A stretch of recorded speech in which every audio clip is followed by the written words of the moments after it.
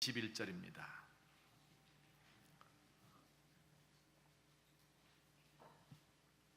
신약성경 150이면 요한복음 6장 16절부터 21절까지 우리 한 절씩 읽겠습니다. 저물매 제자들이 바다에 내려가서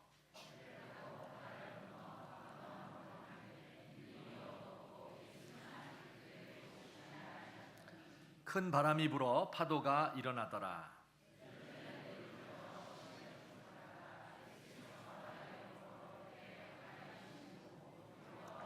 이르시되 내니 두려워하지 말라 하신대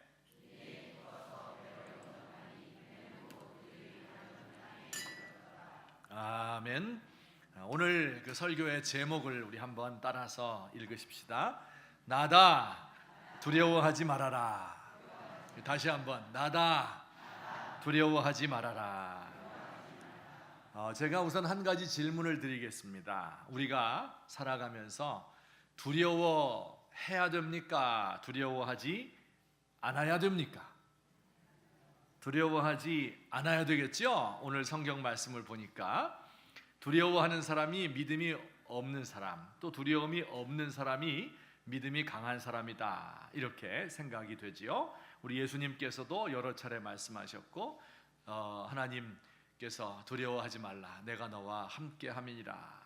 하나님이 내 편이시니 세상이 나에게 어떻게 할까 하는 이런 담대함을 가지고 살아라, 그런 뜻으로 우리가 생각할 수 있겠습니다. 그런데 성경 전체를 보면요, 두려워하라 하는 말씀도 많이 있습니다. 어떻게 보면 두려워하라 하는 말씀이 두려워하지 말라 하는 말씀보다 더 많습니다. 성경에 보면 하나님을 경외해야 된다, 이런 표현들이 많이 있죠. 그런데 경외한다는 말이 무슨 뜻일까요? 이게 두려워한다는 말입니다. 영어로는 똑같아요. 우리말로는 경외한다, 두려워한다 이렇게 번역을 했지 똑같아요. Fear of God, 하나님을 두려워하는 것. 사람도 두려워해야 된다고 얘기해요. 로마서 13장 7절에 보면 두려워할 자를 두려워하며 존경할 자를 존경하라, 그렇게 말했습니다. 우리가 두려워해야 될 자가 누굽니까? 왕이나 지도자와 같은, 혹은 재판장이나 선생님이나 아버지를 두려워하지 않으면 그 가문이 어떻게 될까요? 그 사회의 질서가 유지될 수 없겠죠. 높은 사람에 대해서만 이렇게 두려워해야 되는 것이 아니라 낮은 사람에 대해서도 사람을 함부로 대하면 안 됩니다. 모든 사람을 대할 때 두려운 마음으로 대해야 되겠지요. 자연에 대해서도 두려워해야 됩니다. 풍랑이 이는 바다를 항해하는 것을 바다를 두려워하는 것은 정당한 것입니다. 태풍이 부는데 무모하게 배를 몰고 나가는 것은 용기가 아니지요. 전염병, 나는 두렵지 않아, 손도 안 씻고 막 삼성병원에 막 가고 이렇게 하고 방역도 안 하고 조심도 안 하고 안 두려우니까 이렇게 하면 안 되겠죠. 이 신앙생활의 자세가 두려워하는 것이 신앙이다, 이렇게 말하는 성경 구절도 많이 있습니다. 그 중에 제가 두 가지만 골라서 말씀드리면 빌립보서 2장 12절 시작. 또 베드로전서 1장 17절 너희가 나그네로 있을 때를 두려움으로 지내라, 이렇게 말씀해요. 두려움이라는 감정은 좋은 감정은 아니죠. 부정적인 감정은 맞지만 인간이 이 세상을 살아갈 때 꼭 필요한 마음이에요. 한계를 가지고 있는 연약한 인간이 가져야 할 마음의 자세입니다. 하나님을 두려워하고 사람을 두려워하고 자연의 힘을 두려워하고 죄에 떨어질까 두려워하고 불행이 있을까 두려워하는 것은 매우 정당한 일입니다. 자, 그렇다면 두려워하지 말라라고 하는 성경은 어떻게 된 겁니까? 오늘 성경 말씀처럼 두려워하지 말아라 라고 하는 이 말씀, 수많은 성경의 구절들이 두려워하지 말라고 이야기해요. 믿음이 적기 때문에 두려워하는 것이고 큰 믿음을 가지면 두려움이 없어진다고 이야기를 하는데 이게 무슨 뜻일까요? 왜 언제는 두려워하고 언제는 두려워하지 말라고 하는 것일까? 이 두려워하지 말라라고 하는 말씀은 이런 뜻입니다. 두려움에 사로잡혀 종노릇하지 말라, 그런 뜻입니다. 히브리서 2장 15절 말씀에 보면 죽기를 무서워함으로 한평생 매여 종노릇하는 자들이 있다. 여러분, 죽는 것을 두려워하는 건 맞지요. 죽지 않기 위해서 모든 노력을 하지 않습니까? 그러나 죽음의 공포에 휩싸여서, 죽음의 공포에 매여서 종노릇하는 것은 어리석은 일이다, 그런 뜻입니다. 또 성경 다른 곳에 보면 디모데후서 1장 7절인데 다 같이 읽겠습니다. 시작. 두려워하는 마음이라는 구절이 있어요. 이 마음이란 말은 영이다, 이 같은 의미를 번역한 것인데 스피릿이에요. 하나님이 우리에게 주신 것은 두려움의 영이 아니다, 그런 이야기입니다. 단순히 두려워하고 두려워할 것을 두려워하는 그런 것을 뛰어넘어서 어떤 영적인 것에 사로잡힌 것처럼 겁쟁이가 되는 것, 이것이 이제 성경에서 두려워하지 말라고 할 때 두려움입니다. 여러분, 이 두려움에 휩싸이게 되면, 두려움의 종노릇을 하게 되면, 또 두려움의 영에 사로잡히게 되면 어떤 일들이 벌어집니까? 사람은 크게 둘로 나누는데 하나는 약한 사람이 있고 또한 강한 사람이 있습니다. 약한 사람은 어때요? 그냥 약한 거예요. 무섭잖아요. 회피하고 싶지요. 어쩔 줄을 모릅니다. 심리적으로 위축이 되니까 볼 것을 보지 못해요. 넓은 그림을 보지 못하고 근시안이 되어서 바로 자기 앞에 것만 보고 판단하다가 그 판단을 그르칩니다. 의심이 많아져서 자기에게 좋게 말해주는 사람만 좋아하고 그렇지 않은 사람을 싫어하게 되지요. 불안한 마음이 많아지게 되면 정신적인 질병에 걸립니다. 이것을 이겨보기 위해서 술을 마시고 마약을 하고 도박을 하다가 중독에 걸리기도 합니다. 점을 치고 우상을 찾기도 하는 거예요. 이건 다 약한 사람들이 그렇게 해요. 두려움에 사로잡혀서. 강한 사람이 두려움에 사로잡히면요, 권력을 잡으려고 합니다. 권력을 가지게 되면 두려움이 없어진다, 이렇게 생각하기 때문에 다른 사람을 다 밑에 놓고 내가 이제 힘을 가지려고 합니다. 이 권력욕이라고 하는 것은 그 배후에는 두려움이 도사리고 있는 것입니다. 여러분, 사회적으로도 마찬가지죠. 사회적으로 두려움의 영이 휩쌀 때가 있습니다. 이 두려움의 영에 사로잡힌 것처럼 온 사회가 다 겁쟁이가 되는 때가 있어요. 건전하고 상식적인 사람들의 이야기는 다 무시가 되고 극단적인 유언비어만 난무합니다. 사회적으로 혼란스러워요. 그래서 이럴 때는 색깔론이 판치고 음모론이 사람들을 선동하게 됩니다. 다시 독재로 돌아가야 된다, 이렇게 생각하는 사람도 많아지게 됩니다. 이건 전부 두려움의 영에 사로잡혀서 건전한 판단을 하지 못하는 것입니다.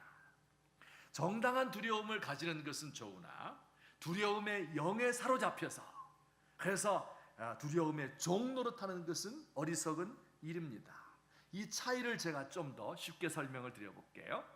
예를 들어서 전투하는 병사가 있다고 합니다. 병사가 싸움하는 것을 두려워해야 됩니까? 정당한 두려움이 있습니다. 죽지 않아야 돼요. 그래서 군장을 갖추고 훈련을 열심히 받지요. 그리고 전쟁터에 나가서 눈을 똑바로 뜨고 싸울 수 있는 거예요. 두려워할 것을 두려워하는 태도입니다. 난 두려움이 없어, 이렇게 하면서 아무데나 막 총질하고 머리를 박고 공중에 쏘고 어떤 사람 자기 편을 막 쏴요. 이러면서 내가 용기 있다, 총싸움 잘한다, 이렇게 하면 이것은 용기가 아니고 불안한 것을 표현하고 있는 것일 뿐입니다. 그러나 이 병사가 두려움을 극복하게 된다면 두려움의 영에 사로잡히지 않게 되지요. 적군이 무서운 것을 알지요. 하지만 공격할 때 공격할 수 있습니다. 두려움에 맞서는 거예요. 눈을 똑바로 뜨고 돌격 앞으로, 명령을 받을 때 뛰어나갈 수가 있습니다. 두려워할 것을 두려워하고, 그리고 두려움의 영에 사로잡히지 않는 것이죠. 또 하나 예를 들어 보겠습니다. 예수님의 제자였던 베드로는 예수님이 십자가에 못 박히시기 전날 밤에 호언장담을 했어요. 12 제자들, 너희들 다 헛거야. 너희들 다 예수님 버릴 것 같아. 그러나 나는 버리지 않겠다, 장담을 했습니다. 그리고 칼까지 2자루 준비했습니다. 실제로 예수님 잡으려는 사람을 공격해서 그의 귀를 베기도 했죠. 굉장히 용기 있는 행동처럼 보이지 않습니까? 하지만 이것은 용기가 아니었습니다. 두려움의 영에 그는 사로잡혀 있었어요. 두려움에서부터 나온 객기이고 요즘 말로 말하면 뻘짓이었던 것이죠. 진짜 용기가 필요할 때 그때는 배반했던 거예요. 뒤로 들어가 숨었습니다. 두려움에 종노릇하면서 예수님을 부인하게 되었죠. 여러분, 성경에 나오는 두려워하지 말라라고 하는 말씀은 바로 이런 뜻입니다. 두려운 일이 많이 있는 가운데서도 정신을 똑바로 차리고 두려움에 정신을 내어주지 않는 것입니다. 두려움에 압도당하거나 두려움의 영에 사로잡히지 말아라, 그런 뜻입니다. 우리 성도님들, 두려워할 것은 마땅히 두려워해야 됩니다. 하나님을 두려워해야 되고 지도자를 두려워하고 법을 두려워하고 죄에 빠질 것을 염려해야 됩니다. 하지만 두려움의 영에 휩싸이지는 마시기 바랍니다. 하나님이 주시는 담대함으로 우리를 두렵게 하는 것들에 맞서 싸우면서 두려움에 내 정신을 내어주는 거나 두려움에 압도당하거나 두려움의 영에 사로잡히지 않는 저와 여러분 되기를 예수님의 이름으로 축원합니다. 자, 오늘 성경 말씀에 보면 제자들이 두려워했던 것이 두 가지가 있어요. 그 두려움의 영에 사로잡힌 것이죠. 그래서 예수님께서 이들의 두려움을 해결해 주시는 것도 두 가지 방식이었습니다. 그게 어떤 것인지 우리 하나씩 살펴보도록 하겠습니다. 우선 첫째, 비춰주세요. 첫째, 다 같이 시작.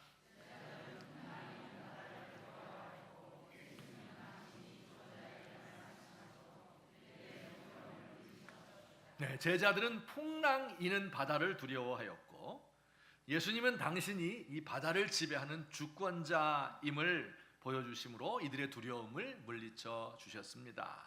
설명을 좀 드릴게요. 지금 제자들이 배를 타고 갈릴리 바다를 항해하고 있죠. 갈릴리 바다는 엄밀히 말하면 민물 호수입니다. 남북으로 길이가 21km고요. 동서로는 11km, 또 깊이가 40m나 되는 엄청나게 큰 호수입니다. 근데 이 갈릴리 호수는 산으로 둘러싸여 있었어요. 그래서 밤이 되면 산에서 바람이 불게 되고 그러면 풍랑이 심하게 일어나는 때가 많이 있었습니다. 제자들이 배를 타고 1시간쯤 항해를 해서 한 5-6km 정도 바다의 중간에 들어갔습니다. 그때 산에서부터 바람이 불어온 것이죠. 큰 바람이 불고 파도가 몰아쳤습니다. 그들이 탄 배는 그들의 안전을 책임져 줄 수 있을 만큼 큰 배가 아니었어요. 돛단 배였고 나무로 만든 튼튼하지 않은 배였습니다. 그때는 한밤중이었습니다. 오늘 같으면은 이 전깃불을 켜놓겠죠. 그런데 그 당시에 전기가 없었어요.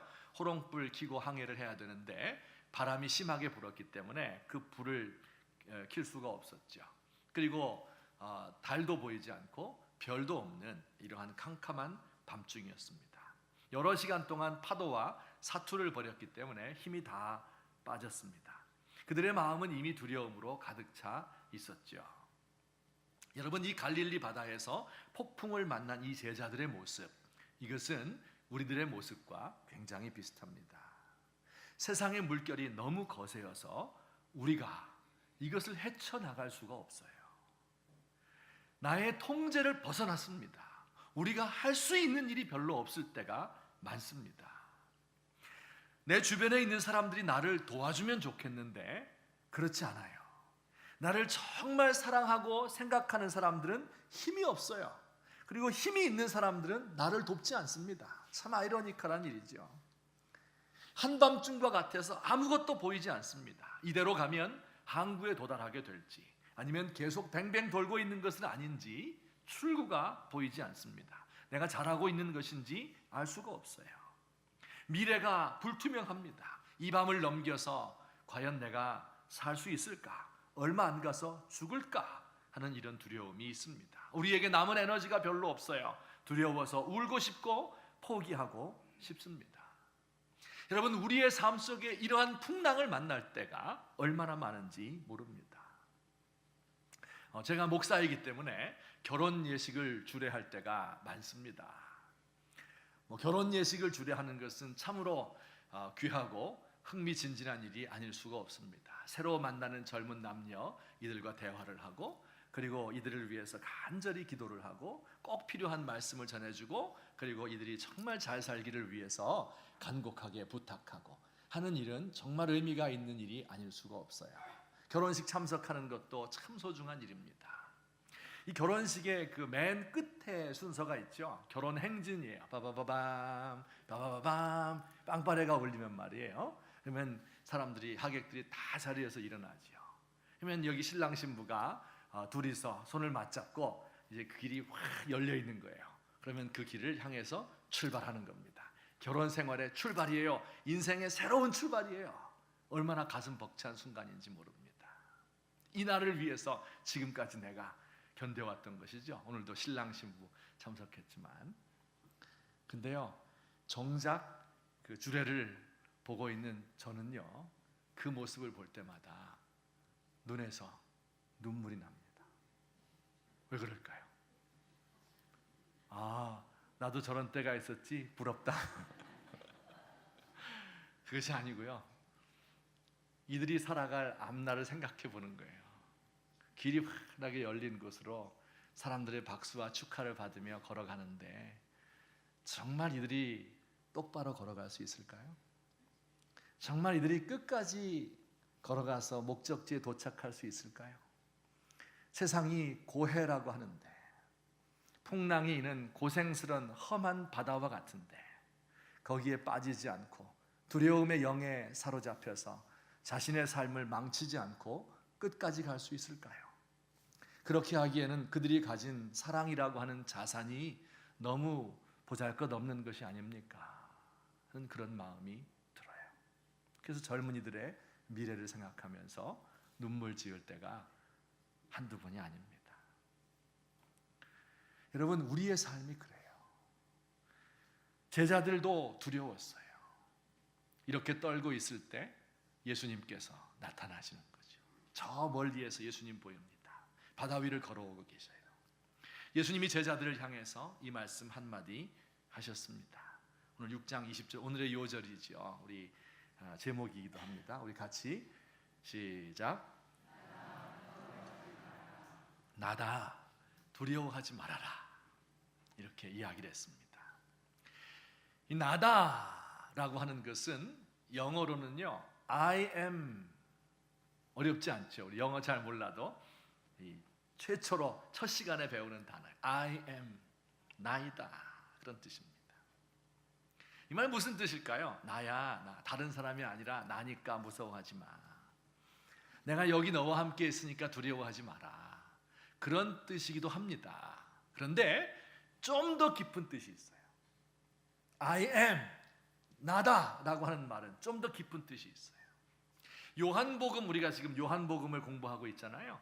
요한복음 전체를 보면 요한복음에서는 예수님이 자신을 가리켜서 나는 이러한 사람이다, 나는 이러한 존재다 라고 말씀하시는 구절이 7개가 있습니다. 7 I am입니다. 7개의 I am. 어떤 것인지 우리 한번 제가 정리를 해놓았습니다. 위에서부터 읽어보겠습니다. 시작.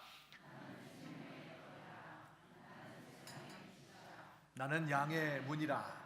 나는 선한 목자라. 나는 부활이요 생명이라. 내가 길이요 진리요 생명이라. 나는 포도나무라. 이렇게 7가지의 예수님의 정체성을 예수님이 스스로 말씀하셨어요. 그러니까 이 요한복음이 이렇게 조직적으로 돼 있는 거예요. 7개. 나는 생명의 떡이다. 이 전부 I am으로 시작하죠. 영어로 I am the bread of life. 그죠? 생명의 떡이다. I am the light to the world. 세상을 향한 나의 빛이라. 이렇게 모두가 다 I am으로 시작되는 것들입니다. 그런데 그 시작이 6장 35절이고요. 오늘 성경 말씀에 나다, I am 이라고 하는 것은 6장 20절이에요. 그래서 6장 20절 말씀에서 I am, 나다 이렇게 말씀을 하시고 그 뒤에 자신을 쭉 설명하시는 거예요. 그러니까 이 말씀은 I am, 최초로 나오는 나다 하는 말이 앞으로 나올 이 7가지의 I am을 다 포괄하고 있는 내용인 것입니다. 그러니 내가 여기 있으니 걱정하지 마라, 나여, 이렇게 말하는 것과는 차원이 다른 겁니다. 이런 뜻이에요. 여러분 이렇게 생각해 보시면 돼요. 초인종 소리가 났습니다. 안에서 누구세요? 엄마가 묻습니다. 밖에서 굵은 목소리 대답이 들렸습니다. 나요. 그러면 어떻게 돼요? 야, 아빠 왔다. 얘들아, 아빠 왔다. 온 식구들이 문간으로 뛰어나옵니다. 아내가 뛰어나와서 남편에게 아유 오늘 얼마나 수고 많으셨어요. 그의 옷을 받아줍니다. 또 아이들과 그리고 강아지까지 뛰어나와서 배꼽 인사를 하고 아빠를 끌어안고 그의 주변을 막 뛰놀면서 아빠를 격렬하게 환영합니다. 제가 너무 많은 걸 바라는 건가요? 요새 이렇게들 안 하시나요? 예. 여러분 초인종을 누르고 나요 라고 말할 수 있는 사람은 그 집에 한 사람밖에 없어요. 바로 그 집의 가장입니다. 아내와 아이들과 집과 재산과 강아지까지 책임과 권리를 한 몸에 가지고 있는 가장만이 할 수 있는 말이 나요 이 말입니다. 초인종 소리가 나서 누구세요? 모르는 목소리가 나요. 문 열어줍니까? 내가 누구요? 옆집 아저씨가 와서 나요 이렇게 말하면 그 미쳤다 그러죠? 택배 아저씨를 여러분이 아무리 기다려도 택배 아저씨가 나요 이렇게 말하는 사람 없습니다. 이렇게 말하는 사람은요 그 집에는 한 명밖에 없는 거예요. 전화 받을 때도요 화나는 경우가 가끔 있어요. 전화 걸어서 저 아무개인데요 이렇게 말하면 되잖아요. 근데 다짜고짜 용건부터 말해요. 막 한참 말하고 보면 이게 누군지를 모르는 거예요. 잘못 걸린 거죠. 더 신경질 나는 것은 전화해가지고 내가 누구게 야, 그 사람을 꼭 알아야 되는 것 같아요. 제가 모르면 벌써 죄책감이 드는 거. 누구지? 내가 꼭 알아야 되는 분인데 이렇게 하면서 참 당황스러울 때가 많습니다. 전화 걸어서 나요 이렇게 말할 수 있는 사람 남편밖에 없어요. 저예요 말할 수 있는 사람 아내밖에 없어요. 배타적으로 그 사람을 내가 지배하고 있을 때 쓰는 단어가 나요 라는 단어입니다. 지금 예수님께서 나요 나다 두려워하지 마라 라고 하는 게 바로 이런 뜻입니다. 예수님이 이 세상의 가장이란 뜻이에요. 이 세상 전부에 대해서 책임과 권리를 가지고 있는 주인이요 주권자라는 말입니다. 이 갈릴리 바다를 창조하였고 바람과 풍랑을 불게도 하고 멈추게도 할 수 있는 주권자이다. 그런 뜻이 나다 하는 말 속에 포함되어 있는 것입니다. 여러분 예수님이 왜 물 위로 걸어오셨을까요? 능력 있는 거 뭐 자랑하려고 그랬습니까? 여러분 꼭 걸어오셔야만 해요? 그렇게 걸어올 수 있는 능력이 있는 분이 그냥 나타날 수는 없습니까? 순간이동을 통해서 해도 되잖아요. 근데 왜 예수님께서 물 위를 걸어오셨을까요? 이것은 예수님께서 인생이라고 하는 그 광풍이 일고 파도가 치는 그 인생을 바다를 밟고 설 수 있는 분이다 하는 것을 가르치기 위함입니다. 온 천지를 만드셨고 한 발은 땅에 디디고 다른 한 발은 바다에 디딜 수 있는 온 천지를 지배하시는 분이다 하는 것을 말씀하기 위한 것입니다. 여러분 우리는 우리의 상황을 통제할 수가 없습니다. 하지만 이 세상의 주권을 가지고 계신 분은 우리 하나님이신 것을 믿게 될 때 그때 우리는 두려움에서부터 이 두려움의 영에 사로잡히는 것에서부터 해방될 수 있는 것을 믿으시기를 주의 이름으로 축원합니다. 예수님만이 결핍된 세상에 만족을 주시는 생명의 떡입니다. 예수님만이 도무지 앞을 볼 수 없을 정도로 캄캄하고 어두운 세상에 빛을 비추어 주시는 유일한 분입니다. 예수님만이 양들을 지키시는 분이고 양들을 위하여 목숨까지 버리시고 보호하는 선한 목자입니다. 예수님만이 생명으로 충만해서 사람들에게 생명을 나누어 주시는 분이고 그를 통해서만 하나님께로 갈 수 있는 길이요 진리인 분, 우리에게 풍성한 양분과 물을 공급해 주시는 포도나무인 것입니다. 이것이 I am의 뜻이에요. 온 세상을 지배하시고 우리를 다스리시는 그분, 온 세상의 문제들이 그의 발 밑에 굴복하고 있는 그분, 그를 알게 될 때 나는 세상을 통제할 수가 없지만 우리 예수님을 믿는 그 사람, 우리 주님 안에서 두려움의 영에 사로잡히지 않고 두려움에 압도당하지 않고 정신 차리고 담대하게 세상을 승리할 수 있을 줄 믿습니다. 이런 신앙 가지시기를, 이런 예수님의 음성을 들으시기를 주의 이름으로 축원합니다. 두 번째, 우리 한 가지 더 살펴보겠습니다. 제자들이 두려워했던 것은 바다와 바람 그것만이 아니었어요. 한 가지 또 있습니다. 그리고 예수님은 그 문제까지도 해결해 주셨습니다. 우리 다 같이 읽습니다. 시작.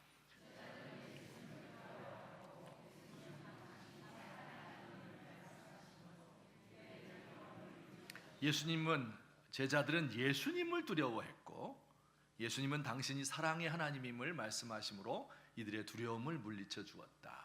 이게 무슨 뜻일까요? 여러분 성경 한번 좀 자세히 볼게요. 6장 19절입니다. 6장 19절 시작. 제자들이 노를 저 10여리쯤 가다가 예수께서 바다 위로 걸어 배 가까이 오심을 보고 두려워하거늘. 여러분 보세요. 제자들이 바람과 바다 때문에 두려워했습니까? 예수님 때문에 두려워했습니까? 예수님 때문에 두려워했어요. 물론 바람과 바다가 두렵죠. 당연히 안 두려워할 사람은 어디 있겠어요. 깜깜한데. 그런데 예수님 보고 더 무서워했습니다. 달도 별도 없는 완전히 깜깜한 밤이에요. 보세요. 제자들이 막 풍랑과 사투를 벌이고 있는 거예요. 아무것도 없는데 저 멀리에서 희미한 게 보여요. 그 점점 다가오는 거예요. 얼마나 무섭겠어요. 아, 유령인가 보다. 귀신 나타났다. 점점 가까워지는데 예수님의 모습처럼 보이는 거예요. 야, 예수님의 모습을 한 유령이구나.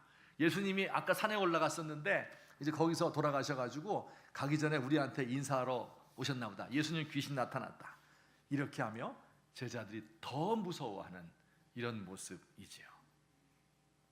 여러분 제가 생각해 보았어요. 우리 인생에게 고통과 두려움을 안겨주는 것은요, 단지 인생의 문제뿐만이 아닙니다.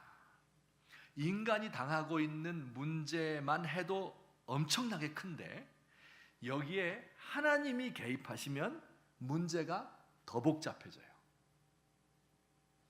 설명을 좀 드릴게요. 어떤 사람이 중병에 걸렸어요.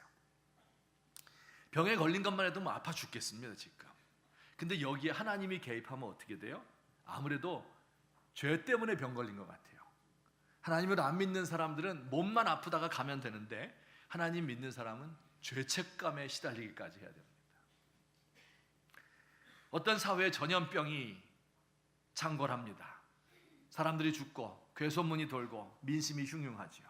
하나님 없는 사람이면 어떻게 해요? 전염병 걸리지 않기 위해서 노력하고 방역에 최선을 다하면 돼요. 근데 하나님 믿는 사람들은 어때요? 이 전염병이 하나님의 심판이다. 그러니 그 마음이 더 두려워지는 겁니다. 어떤 사람이 이렇게 외치는 소리를 들었습니다. 하나님, 좀 멀리 계시면 안 되겠습니까? 인간의 문제에 개입을 안 하시면 안 되겠습니까? 우리는 우리의 문제를 해결하기에도 지쳤습니다. 하나님까지 생각하기에는 너무 힘듭니다. 공부를 애들이 열심히 해야 되는데 성경도 읽어라. 그러니까 힘들다. 직장 생활하기 바빠 죽겠는데 일요일 날은 꼭 교회 가야 된다. 힘들다. 사람 두려워하는 것, 직장 상사 두려워하는 것도 힘든데 하나님도 두려워해라. 더 무섭대요. 하나님은. 두려운 거예요. 초자연적인 현상, 없다고도 할 수 없고 꼭 나에게 해코지할 것 같고 두려워하는 이런 마음을 사람들이 가지고 있어요. 제자들도 그런 마음을 가지고 있어요. 오히려 예수님이 안 나타났더라면 유령 때문에, 예수님 때문에 오는 두려움은 없었을 것 아닙니까? 근데 예수님 때문에 지금 더 두려워하고 있는 거예요. 자, 우리 이렇게 한번 생각해 보겠습니다. 이 왕따당하는 고등학생이 있어요. 여러분, 그가 제일 두려워하는 것이 뭘 것 같습니까? 한번 생각해 보세요. 옛날에 내 왕따 시절이 있었죠. 그때 학생 때 제일 두려워하는 게, 학생들이 제일 두려워하는 게 뭡니까? 부모님 모셔와라. 이걸 제일 두려워합니다. 왜 그렇죠? 이미 학교에서 문제가 충분히 있는 거예요. 나는 공부도 못해요. 친구들 사이에 따돌림 받아요. 빵 셔틀 해야 돼요. 고통을 당해요. 그런데 이 사실을 아버지까지 아시면 어떻게 돼요? 그럼 아빠는 나에 대해서 실망하고 나를 더 미워하고 너 대체 어떻게 된 녀석이냐 하며 책망을 할 것 같아요. 그래서 아버지 모셔오라는 이야기를 제일 두려워합니다. 문제가 있는 중학생 소녀들이 가출을 했습니다. 집 나가서 친구 집에서 한 사나흘 지냈는데 그 친구도 나랑 사정이 비슷해요. 걔도 지금 집 나가야 될 사정이에요. 그래서 둘이 함께 집을 또 나갔습니다. 두 번째로 갈 데가 없어요. 잠잘 데가 없어요. 그러다가 나쁜 아저씨들을 만났습니다. 감금을 당하고 매를 맞고 싼 값에 몸을 파는 신세로 전락을 해야 할 지경에 이르렀어요. 이때 이제 경찰이 들이닥쳐가지고 그걸 다 잡았습니다. 방송사 기자가 가서 그 아이들과 인터뷰를 했어요. 다 가려놓고 TV 보면 많이 나와요. 인터뷰를 했어요. 너 제일 두려운 게 무엇이냐? 이렇게 물었더니 뜻밖의 대답이 나왔습니다. 그 가출한 여중생이 제일 무서워한 게 뭔 줄 압니까? 놀랍게도 엄마예요. 엄마에게 야단 맞는 것이 싫어서 가출을 하고 그 무서운 아저씨들한테 자기의 몸을 팔고 인생을 망치는 겁니다. 여러분, 이게 말이 됩니까? 만약에 그 왕따 당하던 남자의 아버지가 학교에 오면 무슨 일이 벌어지겠습니까? 그 몸 팔고 있는 그 여자 중학생 애들의 엄마가 그 아이를 발견하면 무슨 일이 벌어지겠습니까? 아빠가 아이들을 야단치고 집에 쫓아내고 밥 안 주고 그렇게 할 것 같습니까? 여러분, 이 아이를 만나자마자 그를 끌어안고 말을 하지 못하고 그를 사랑해주고 쓰다듬어주고 괜찮다, 모든 문제 다 괜찮다, 먹여주고 그를 치료해 주지 않겠습니까? 그리고 자기가 가지고 있는 모든 능력과 모든 재력과 모든 인맥과 그거 안 되면 자기의 생명이라도 바쳐서 이 아이를 거기서 끌어내려고 하지 않겠어요? 여러분, 이게 부모의 사랑 아닙니까? 이 미련한 아이들은 아버지에게 가면 야단 맞을 것 같고 엄마에게 가면 혼날 것 같아. 그래서 이걸 두려워하고 있는데, 만약에 정말 엄마 아빠가 이 문제를 알게 된다면 이 문제는 그때부터 진짜 해결의 길로 들어서게 되는 것입니다. 여러분, 이게 바로 예수님께서 나다 두려워하지 말라 하는 말씀의 뜻입니다. 하나님은요, 우리가 피해서 도망가야 될 분이 아니에요. 부모 학교 오기 싫어해서 그렇게 두려워하는 그런 아이처럼 하면 안 됩니다. 문제 해결의 출발점이 여기 있는 거예요. 엄마 무서워서 집에 못 들어가고 몸 파는 길로 가는 이 여학생이 얼마나 미련한 것입니까? 자기를 가장 사랑하는 사람의 품으로 들어가는 것이 지혜로운 것이지요. 하나님의 그 인자하심이 얼마나 놀라우신지, 여러분, 우리의 부모님이 가지고 있는 그 모든 사랑을 뛰어넘는 거예요. 그 모든 사랑의 근원자, 그 모든 사랑을 부어주신 부성애와 모성애의 근원이 바로 하나님의 사랑인 것입니다. 여러분, 봄날의 따뜻함을 아시죠? 그 따뜻함은 누가 주었어요? 봄날보다 따뜻한 하나님에게서 나온 거예요. 양털이 부드럽지요? 그 부드러운 양털 어디서 나온 거예요? 하나님의 성품, 부드러운 그의 성품에서 나온 겁니다. 얼마나 우리를 기분 좋게 하는 꽃향기 어디서 나온 겁니까? 하나님에게서부터 나온 거예요. 사람들이 자꾸 하나님을 멀리하는 것 같아. 두려운 존재다, 무섭다, 공포가 있어요. 그래서 하나님께서 할 수 없이 자신의 아들을 보낸 겁니다.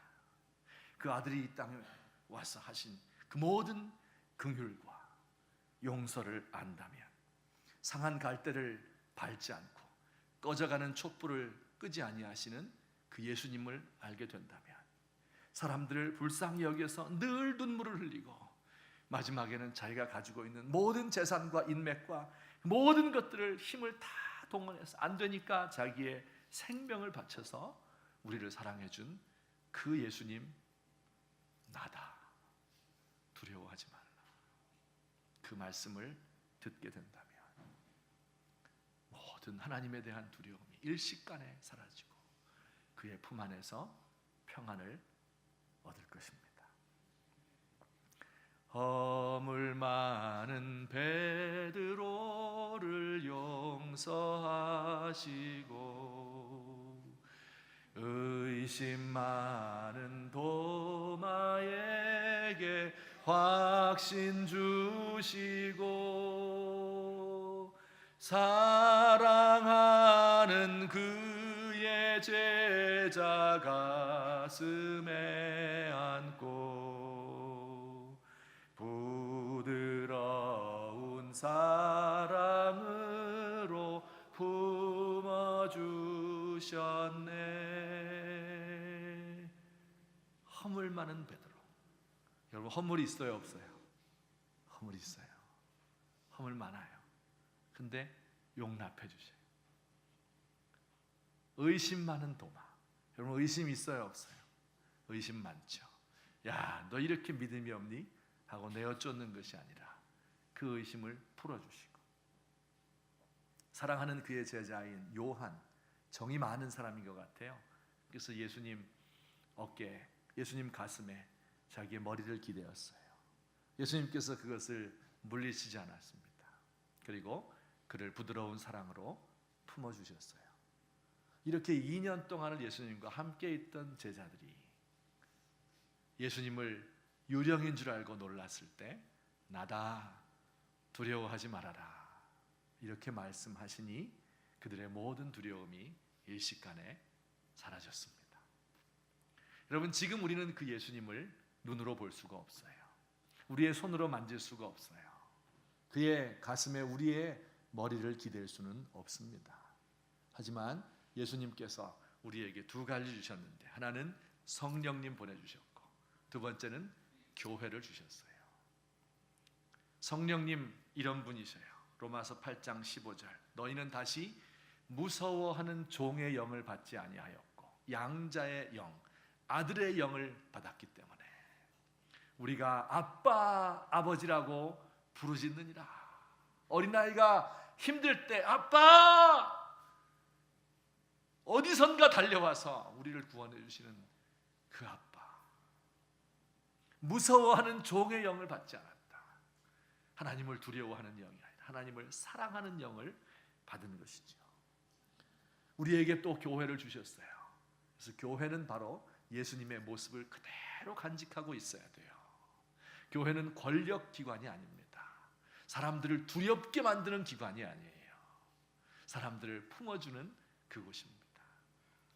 목사는 사람들을 어렵게 만드는 사람이 아니라 사람들이 얼마든지 쉽게 보고 아무 때나 연락하고 아무 때나 와서 만날 수 있고 아무 때나 전화해도 환영해 주는 그런 섬기는 사람인 것입니다. 결론적으로 말씀 맺겠습니다. 제자들은 이 예수님의 음성을 듣고 그를 배로 모셨습니다. 6장 21절, 이에 기뻐서 배로 영접하니 배는 곧 그들이 가려던 땅에 이르렀더라. 아멘.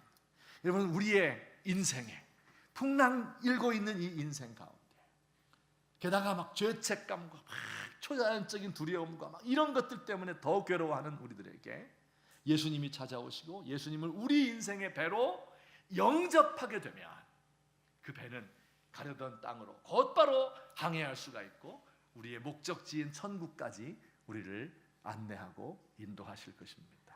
우리 사랑하는 귀한 성도님들, 오늘 이 말씀을 마음속에 생각하시며 우리 주님의 그 음성을 듣는 거예요. 여러분, 이 음성이 요한복음 6장에 기록되어 있는 것은, 이것은 누구에게나 해당되는 말씀이다. 우리가 눈을 감게 되면 예수님의 그 음성이 귓전에 들리는 겁니다. 우리가 하나님 앞에 나아가게 되면 바로 내 옆이 하늘이에요. 그래서 그분이 나와 함께 계시는 것, 나에게 나다, 두려워하지 말라. 이 세상의 모든 주권을 가지고 있기 때문에 모든 문제를 통제할 수 있는 그분, 그러면서도 나를 뜨겁게 사랑해서 자신의 모든 것까지 내어주신 그분을 마음속으로 모셔드리고 영접하여서 우리들이 가려는 그 땅까지 항해할 수 있는 귀한 우리의 인생 되시기를 예수님의 이름으로 축원합니다. 우리 같이 한번 기도드리겠습니다. 오늘 들은 말씀 생각하면서 한번 하나님 앞에 기도드리십시다. 내가 너무 두려운 마음 가운데 살고 계신 분들이 있죠. 너무 인생 사는 게 힘들고 두려워요. 내 마음이 약해서 늘 자기 안으로 침잠해 들어가고 사람들이 나를 비난하는 것 같고 사람들의 눈을 똑바로 대할 수가 없고 하는 일마다 실패하는 것 같고 무가치한 인생력 같습니까? 여러분, 자기 자신 그렇게 비하하지 마세요. 예수님의 피로 값주고 산 귀한 사람들이에요. 두려워하지 마세요. 두려움의 영에 휩싸여 있습니까? 두려움의 종노릇합니까? 압도당하고 있습니까? 그렇게 하지 마세요. 세상을 담대하게 똑바로 쳐다보고 살 수 있는 이 믿음을 저에게 주십시오. 이 두려움을 극복할 수 있는 마음 주시기 바랍니다. 우리 함께 기도드리겠습니다. 사랑의 하나님 아버지, 고맙습니다.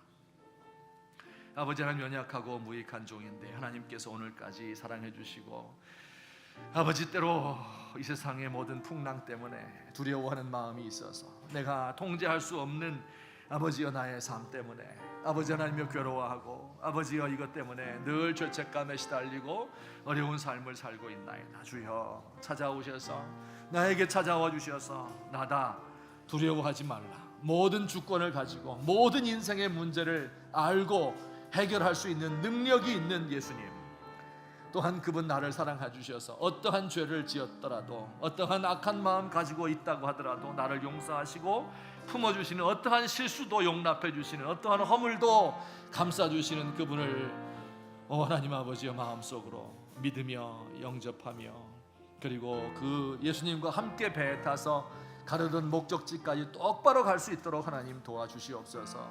하나님, 우리의 삶이 혼동스럽고 우리의 사회는 혼란스럽습니다. 하나님 아버지, 우리 주님께서 주권자가 되시고 아버지 흔들리지 않는 믿음을 우리에게 허락해 주옵시고, 그래서 주님께서 원하시는 이 삶을 살아드릴 수 있는 하나님의 백성들 될 수 있도록 주여 인도해 주시옵소서.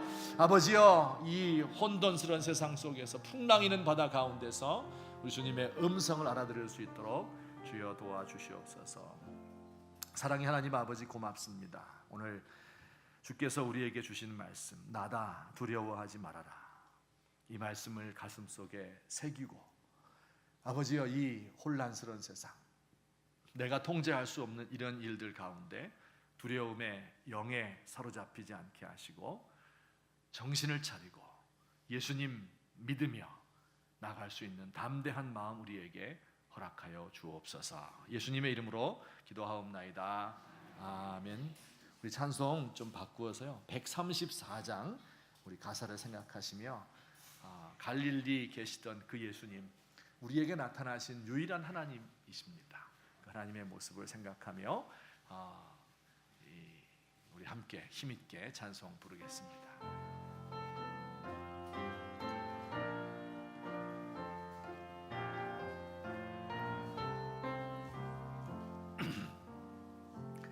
나 어느 날 꿈속을 헤매며 어느 바닷가 거닐 때 그 갈릴리 오신이 따르는 많은 무리를 보았네. 나 그때에 확실히 맹인이 눈을 뜨는 것 보았네.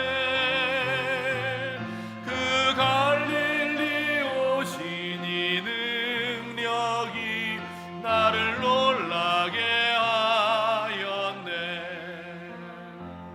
내가 영원히 사모할 주님, 참 사랑과 은혜 넘쳐 나 배웠고 그 후로부터 내 구주로 섬겼네. 그 사랑의 눈빛과 음성을 나는 잊을 수 없겠네. 그 갈릴리 오시니 그때에 이 죄인을 향하여 못자국 난 그 손과 옆구리 보이시면서 하신 말, 내 지은 죄 사했다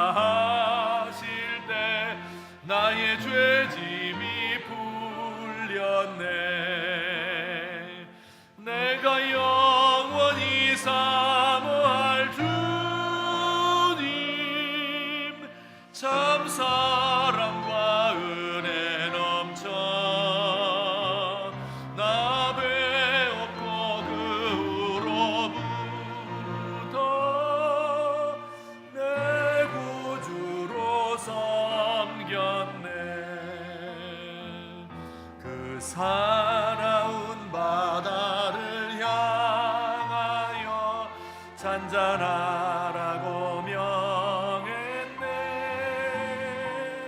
그 파도가 주 말씀 따라서 아주 잔잔케 되었네.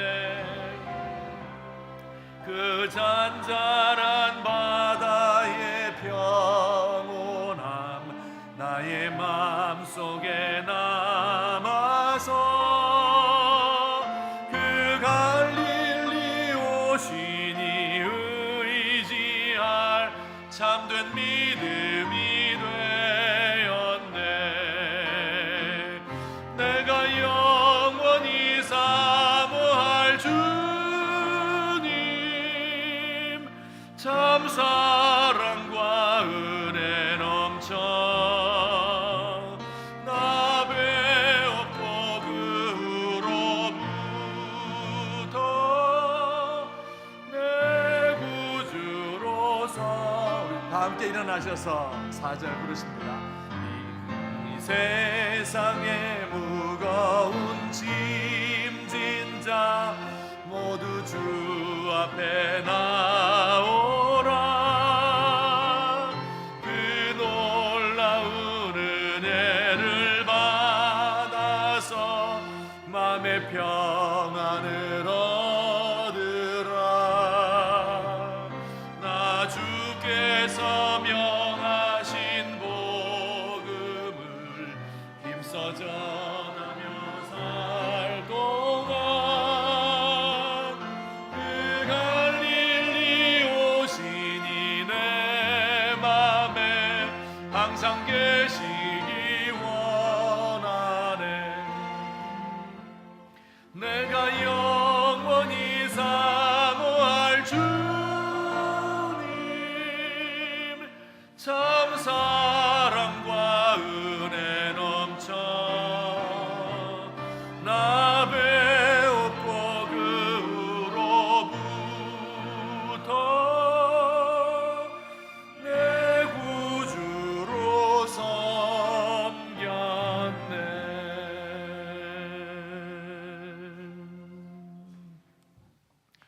사랑과 자비가 무한하신 우리 하나님 아버지, 우리 주님의 은총을 진심으로 감사드립니다. 우리 인생에서 모든 두려움을 제하시고 두려움의 영에 사로잡혀 헤매고 종노릇하는 저희들을 해방시켜 주셨사오니 감사합니다. 날마다 우리의 마음속에 우리 기도하기 위하여 눈을 감을 때마다 나다 두려워하지 말아라 이 음성을 들려주시옵소서. 오늘도 주님 앞에 귀한 예물 드린 종들이 있습니다. 하나님, 우리의 한 달 동안, 일주일 동안 열심히 일을 하고 때로는 피와 땀을 흘려가며 눈물 섞인 이 예물을 하나님 앞에 바쳤습니다. 주여, 주님께서 기쁘게 받으시고 우리 성도들의 손으로 하는 모든 일에 하나님의 큰 은혜가 있게 되기를 간절히 소망합니다. 그 모든 기도의 소원들이 응답될 수 있는 복을 허락하여 주옵소서. 하나님, 늘 내 곁에 계신 것을 믿으며 담대하게 세상을 승리할 수 있는 주의 백성 되도록 도와주시옵소서.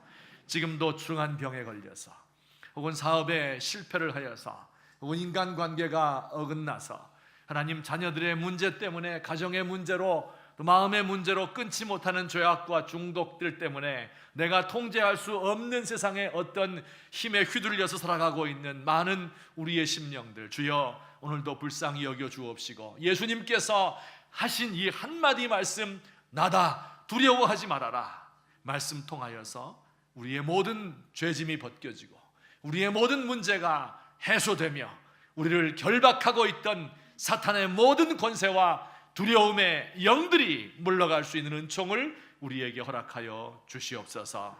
이제는 우리 주 예수 그리스도의 은혜와 하나님 아버지의 사랑과 성령님의 교통하심이 오늘 주님 앞에 나와서 경배하며 우리의 주권자이시며 우리를 사랑하셔서 모든 것을 주시는 우리 주님을 경배하고 믿음 가지고 돌아가는 주의 사랑하는 백성들 머리 위에, 우리 교회에 속한 모든 권속들 위에, 그리고 우리 백석학원과 백석